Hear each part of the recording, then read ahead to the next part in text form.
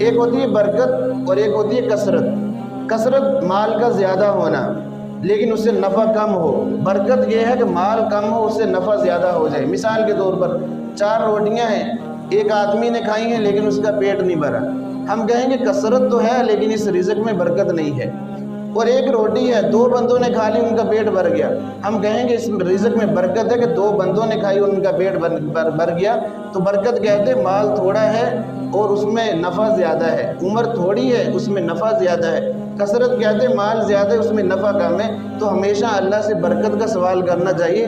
ہم بات بات پر کہتے ہیں، کسی کو مبارکباد بھی دیتے ہیں، برکت کی دعا دیتے ہیں، تو برکت کا مطلب یہ ہوتا ہے اللہ تعالیٰ اس میں برکتوں سے نوازے۔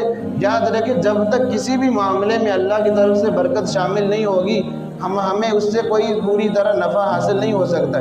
ہم کہتے ہیں اللہ تعالیٰ تمہاری عمر میں برکت دے، کیا مطلب؟ اس عمر کو، اس زندگی کو جو اللہ نے رکھی ہے آپ نیکی کے کام زیادہ کر سکیں۔ اللہ تعالیٰ آپ کو عافیت والی زندگی عطا فرمائے، بیماریوں سے بچائیں، شرور و فتن سے محفوظ کریں، یہ برکت کا مفہوم ہے۔ ہم برکت کی دعا دیتے ہیں، اللہ تعالیٰ تمہارے رزق میں برکت دے، کیا مطلب؟ تھوڑا رزق وہ کارآمد ہو جائے، تمہاری ساری ضرورتیں پوری ہو جائیں، اللہ تعالیٰ اس کو ہلاکت سے بچائے، محفوظ رکھے، یہ برکت کا مفہوم ہے۔ چیز کم ہے لیکن اس سے فائدہ زیادہ حاصل ہو جائے۔